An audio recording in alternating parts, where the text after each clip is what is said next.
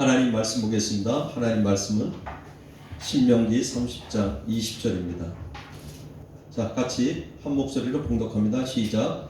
내 하나님 여호와를 사랑하고 그의 말씀을 청종하며 또 그를 의지하라. 그는 내 생명이시요 내 장수이시니 여호와께서 내 조상 아브람과 이삭과 야곱에게 주리라고 맹세하신 땅에 내가 거주하리라. 아멘. 오늘 말씀의 제목은 의지하라 앞에 띄워놨습니다. 그렇죠?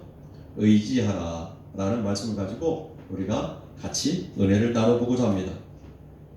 오늘 말씀에 보니까 내 하나님 여호와를 사랑하고 그의 말씀을 청종하며 그를 의지하라 이렇게 이야기합니다. 우리가 사랑해야 의지할 수 있죠. 그렇죠? 신뢰해야 의지할 수 있습니다. 그를 사랑하고 그를 의지하면 그 말에 귀를 기울이게 되죠.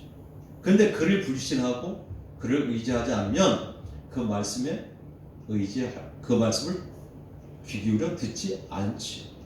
그런데 여기서 지금 왜 하나님을 의지해야 되는지를 모세는 이야기하고 있죠. 뭐라고 얘기합니까? 그는 내 생명이시요 내 장수이시니. 우리의 생명이라는 거죠.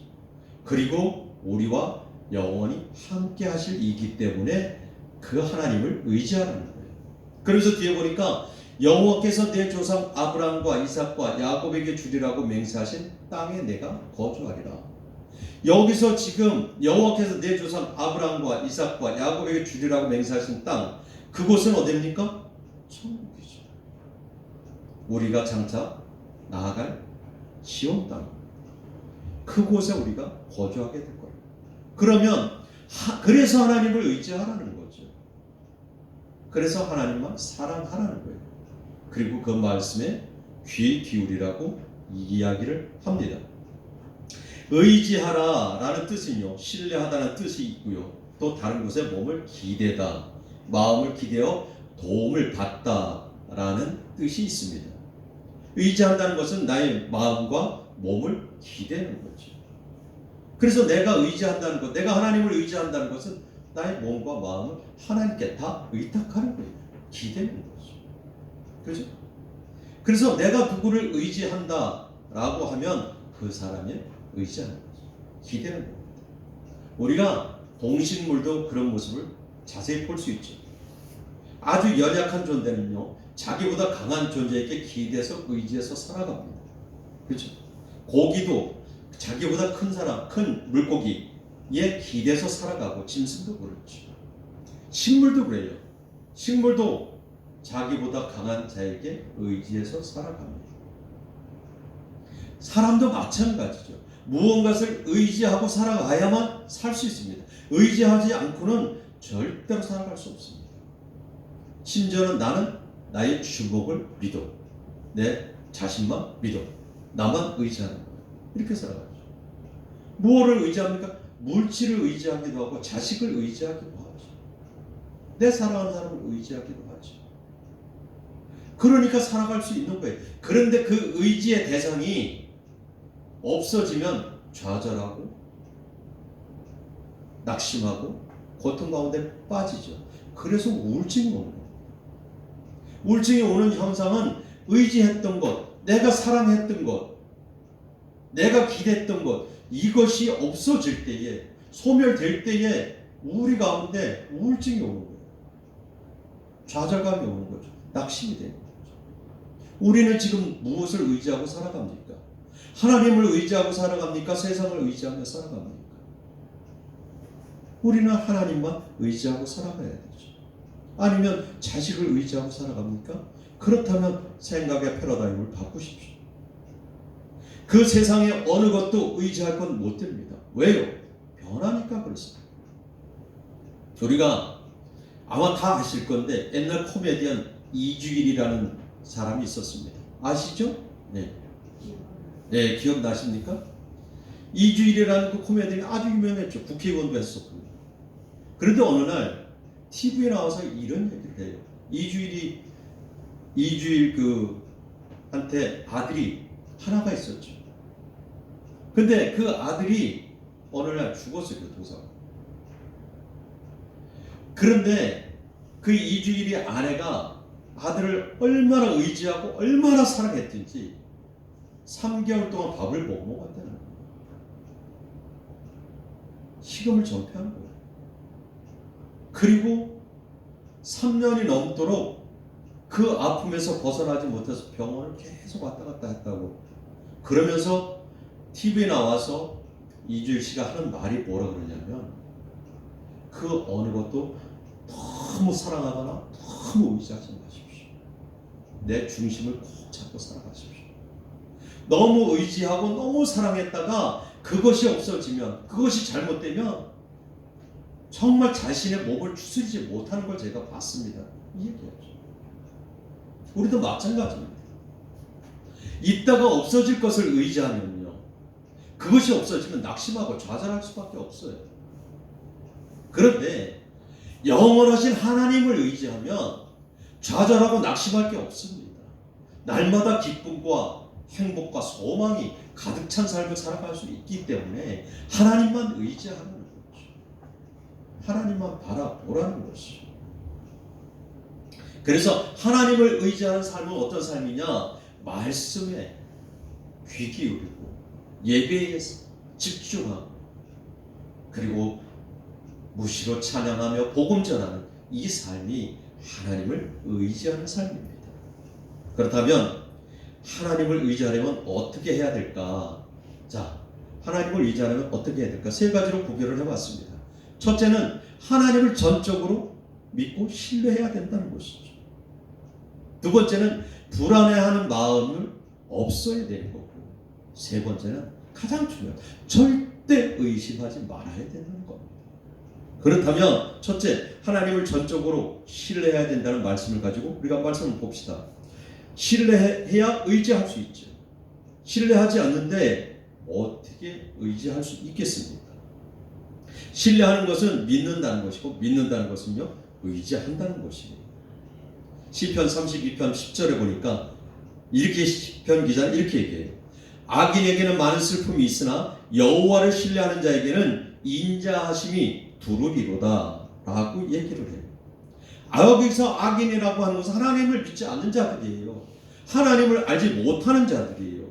그들이 신뢰하는 것은 어떤 것이냐? 슬픔이에요. 그들이 믿는 것은 슬픔뿐이 없는 거예요. 그러니까 주위에 누가 없어지고 믿었던 돈이 없어지잖아요. 그러면 낙심 가운데 있을 수밖에 없죠. 좌절 가운데 있을 수밖에 없죠. 제가 저희 장모님 얘기를 많이 했잖아요. 아들만 믿었어요. 아들만 믿었어요. 그게 아들이 신주단지였었어요. 그러니까 이 아들이 잘못되니까 식음을 전폐하고 그러는 거죠. 그냥 병원에 응급실에 실려 갔다니까요. 그냥 바로 아들 잘못됐다 소리 듣고요. 이렇게 되는 거예요. 그런데 하나님을 의지하면 그거 이겨낼 수 있습니다. 그래서 잠언 기자는 뭐라고 얘기하냐면, 너는 마음을 다하여 여호와를 신뢰하고 내 명철을 의지하지 말라는 거예요. 내 명철을 의지하지 말라는 거예요. 내 생각, 내 주장, 내 의견, 사람의 뜻을 의지하지 말라는 거예요.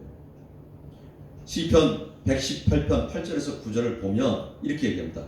여호와께 피하는 것이 사람을 신뢰하는 것보다 나으며 여호와께 피하는 것이 고관들을 신뢰하는 것보다 낫다라고 얘기를 하죠. 그러니까 여호와께 피하는 것이 사람을 신뢰하는 것보다 사람을 신뢰하면요, 아픔이 있죠. 사람을 믿으면 아픔이 있어요. 그렇죠? 그러니까 내가 너한테 믿고 돈 빌려줬는데 너 왜 안 갚아? 내가 너를 얼마나 믿었는데 너 나한테 그렇게 배신할 수 있어? 믿긴 누굴 믿어요? 믿을 거는요, 하나님뿐이 없어요. 인간은 사랑할 존재지 믿을 존재가 아니에요. 인간은 정말 우리가 사랑해야 할 존재고 불쌍히 여겨야 될 존재예요. 의지하고 사랑할 존재는 하나님뿐이 없습니다. 그런데 거기서 사람을 의지하고 사람을 사랑하다 보니까 아픔과 상처를 가질 수밖에 없죠. 사람을 의지하고 세상을 의지하다가 어떤 모습들이 됩니까? 돈 띠껴서 아픔 가운데 있고 거리에 나앉는 사람 봤잖아요. 그죠? TV에도 많이 나오잖아요. 탤런트가 정말 어떤 사람 한 사람을 믿어서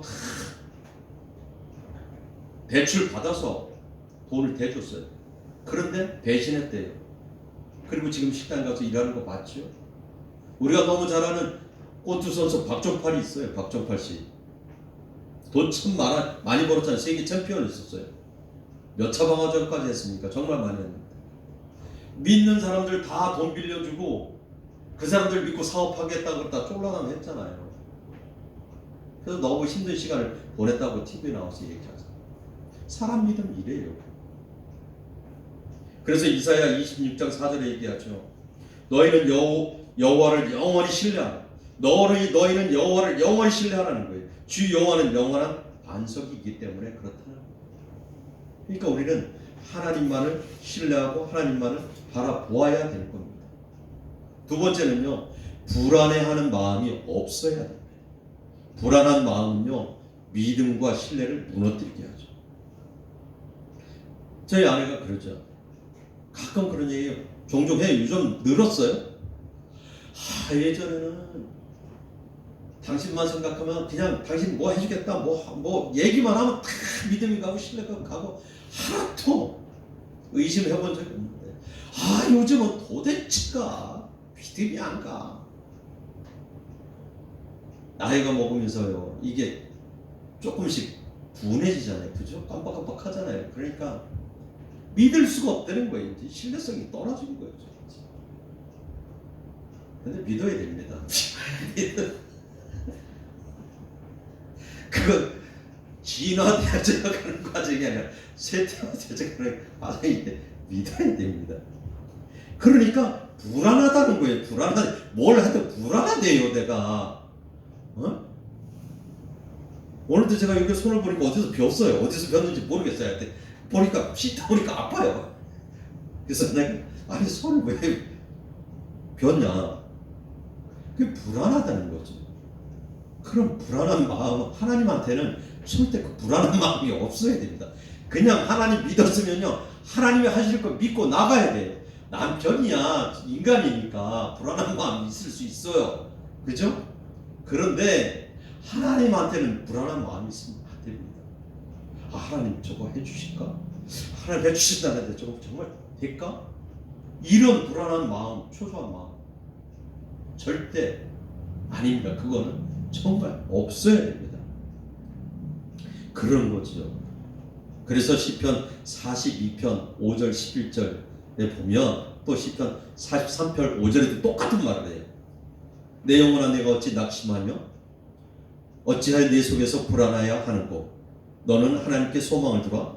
그가 나타나 도우심을 말미암아 내가 여전히 찬송하리로다 라고 얘기하죠. 내 영혼아 내가 어찌하여 낙심하며 어찌하여 내 속에서 불안해하느냐. 너는 하나님께 소망을 두라는 거죠. 그러면 그가 나타나 하나님께서 우리를 도우심으로 말미암아 내가 수시로 하나님을 찬송하리로다 라는 이야기를 하는 것입니다. 불안해하는 것은요 인간의 심령을 상하게 하는 겁니다. 그래서 이걸 뭐라고 얘기하는지 아십니까? 불안장애 증상이라고 합니다. 저도 처음 알았어요. 불안장애 증상. 왜 그러냐면 어느 그 상담 사이트에 이런 얘기가 있었어요. 인천 미추홀구에 사는 50대 후반의 남자가 직장에서 명예퇴직이 됐습니다. 이 직장 생활을 하다 보면요 단순 노동을 하는 사람들이 많아요. 그리고 직장 생활만 하다 보면 밖에 나와서 뭘 해야 될지 모르죠. 특별히 기술이 있는 것도 아니고 세상 물정을 아는 것도 아니고요. 또 직장 생활만 하다 보니까 다른 거 손대기가 두려운 거예요. 겁나는 거죠. 그러니까 갑자기 20년, 30년 직장 생활 하다가 그냥 생각지도 못하게 어느 날 명퇴가 되고 나니까 낙심할 수밖에 없잖아요. 그래서 집에서 그냥 하루, 이틀, 3일, 4일 놀기 시작하면 이게 한 달이 지나고 두 달이 지나고 세 달이 지나면요 그 다음에 타성에 젖어버려요. 밖에 못 나가진다니까. 우리 태호 아빠는 정말 대단한 거예요. 1년 정도 놀았죠. 그죠? 그러고도 직장 생활을 꿋꿋하게 할 수 있는 게 대단한 결심이에요. 서울역에 가면 노숙자들이요. 그렇게 해서 노숙자가 됐어요. 그분들은 학식이 높은 사람도 참 많습니다. 그런데 집에서 있다 보니까 집에 눈치가 보이는 거잖아요. 이것도 노는 것도 하루 이틀이고 한 달, 두 달이잖아요. 3달, 4달, 5달, 6달 되면요. 아내가 짜증이 나는 거예요. 그러니까 뭘 제발 좀 밖에 좀 나가 좀 집구석에 있지 말고 이렇게 되죠. 근데 남자는요. 나이 먹으면 소심해집니다. 아내의 말 한마디 한마디가 여기 와서 빗으로 꽂히는 경우가 있어요. 저도 그런 경우가 있잖아요. 그러니까 그게 상처가 되니까 밖에 슬 나가죠. 그런데 집에 들어가려고 생각하니까 이 상담자가 그래요. 생각하니까 집에서 또 아내가 뭐라고 할까가 걱정이 되는 거죠. 그래서 직장을 빨리 구하긴 구해야 되는데 몇 군데 다녀봐도 나이 많다고 그러지 갈 수 있는 곳은 경비뿐이 없는 거예요. 근데 요즘 경비도요 교육받아야 돼요. 교육 받고 시험 봐야 됩니다. 그냥 아무나 경비 안 써줘요. 그러니까 여러 가지 신경이 쓰이는 거예요. 그러면서 사이트에다 올리는 거예요. 그러다 보니까 지금 뭔 생각만 해도 가슴이 두근두근하고 얼굴이 화끈거리고 조금만 보여도 흥분되고 이거 지금 내가 어떻게 해야 됩니까? 이렇게 상담을 올렸는데 상담자가 뭐라고 그랬냐면 그것이 불안장애증입니다. 불안장애 초기 증상입니다. 이렇게 얘기해요. 그 불안한 마음은요. 나를 점점 더 병들게 하죠. 그래서 불안해하는 것을 떨쳐버려야 돼요. 우리는 하나님의 자녀잖아요. 하나님이 우리 생각을 다 하고 계시잖아요. 그러니까 하나님께 그냥 맡겨두십시오. 그러면 하나님께서 우리의 모든 것을 주관하셔요. 그러면 불안한 마음이 없죠. 하나님이 이렇게 하실까 저렇게 하실까 뒤에 가서 얘기하지만 의심하면 안 돼요. 불안한 마음을 싹 마음에서 제거하십시오. 세 번째는요. 절대 의심하지 말아야 됩니다. 의심의 마음이 생기면요. 신뢰할 수가 없어요. 신뢰하지 못하면 어때요? 믿어지지가 않는 거죠. 의심하는데 어떻게 신뢰할 수 있어요?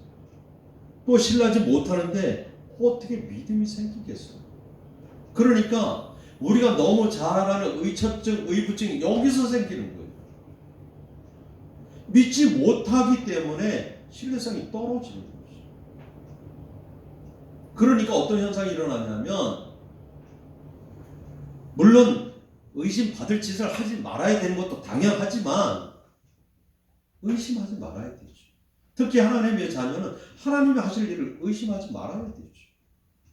그런데 행여 한번 의심하기 시작하면 그 의심이 의심을 낳고 갑니다. 계속 점점 쌓여가죠. 그러니까 조그만 것만 있어도 의심하게 됩니다. 우리 그런 경우 너무 많이 보잖아요. 직장 생활하면서 또 부부 생활하면서 분명히 그냥 어떤 여자와 차 한 잔만 마셨어요. 그런데 의심하기 시작하면 그 다음부터 모든 게 의심하게 되고 그 다음엔 사람까지 붙이는 경우가 있어요. 그게 병이 됩니다. 결국. 그래서 의심하지 말라는 거예요. 절대로. 의심은 믿음을 약하게 합니다. 의심은요. 우리 마음을 불안하게 하죠. 그리고 의심은요. 하나님을 믿는 믿음까지도 떨어뜨립니다. 그래서 우리가 절대 의심하지 말아야 돼요. 한번 인간은 의심할 수 있습니다. 그러나 하나님의 말씀과 하나님의 행하심은 절대 의심하지 마십시오. 그러면 우리 마음에 평안이 있습니다.